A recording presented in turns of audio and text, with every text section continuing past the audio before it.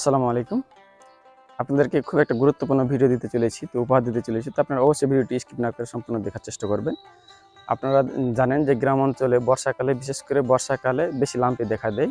Lumpy যেগুলো গরুকে বেশি চর্বি হয়েছে বা ছোট বাচ্চা বা বাছুর, সেগুলোকে কিন্তু বেশি লাম্পি হয়ে থাকে। বড় গরুকে কিন্তু লাম্পি হয় না, এটা সবাই জানে। তো লাম্পির প্রথম যেহেতু এটা ভাইরাস ঘটিত একটা রোগ, সেক্ষেত্রে আপনারা প্রথমত অ্যান্টিবায়োটিক ব্যবহার করবেন না। আর লাম্পি যখন আসবে বা প্রথমত হবে তখন কিন্তু প্রচুর তাপমাত্রা থাকবে, 104 ডিগ্রি থেকে 106 ডিগ্রি পর্যন্ত তাপমাত্রা থাকে। তো সেজন্য অবশ্যই এখানে কোনো অ্যান্টিবায়োটিক কার্যকর হবে না বা অ্যান্টিবায়োটিকের কোনো কাজ নেই। সর্বপ্রথম তাপমাত্রা কমানোর জন্য আমরা সর্বপ্রথম যে মেডিসিনটি ব্যবহার করব সেটা হচ্ছে মেলভেট প্লাস। এটা মেলভেট প্লাস ইঞ্জেকশনটি ব্যবহার করব, পরস্পর 3 দিন ব্যবহার করব। সাথে আমরা অবশ্যই একটা অ্যান্টিস্টিন ব্যবহার করব, ফিনাড্রিল। এটা হচ্ছে গর্ভবতী শেপ, সেজন্য আমরা এটা অবশ্যই ব্যবহার করব। এর সঙ্গে এটা ব্যবহার করব পরস্পর 3 দিন।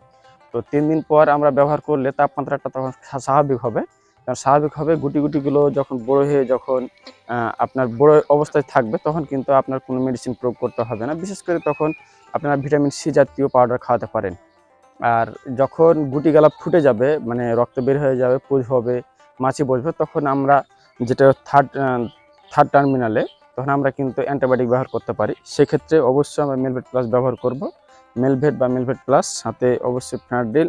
আর এর সাথে অবশ্যই একটা আমরা অক্সিটেট্রাসাইক্লিন ব্যবহার করব। এর চেয়ে আরও অ্যান্টিবায়োটিক ব্যবহার করা যায়, যেমন হচ্ছে মারোফ্লক্সাসিন, তারপরে অক্সিটেট্রাসাইক্লিন তো বললাম।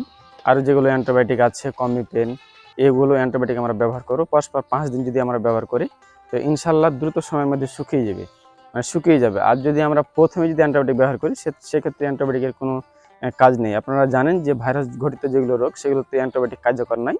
শেষের দিকে যখন ভাইরাস চলে যাবে, যখন ফাটা থাকবে, রক্ত বের হবে, পুঁজ বের হবে, তখন কিন্তু এটা ব্যবহার করা যায়। আর যখন ফেটে যাবে, তখন 100% আপনাকে ভিটামিন সি জাতীয় পাউডার হোক বা খাওয়ার জিনিস হোক ব্যবহার করতে হবে। যেমন লেবু খাওয়ালে খুব উপকার হয়, যেহেতু লেবুতে প্রচুর পরিমাণে ভিটামিন সি পাওয়া যায়।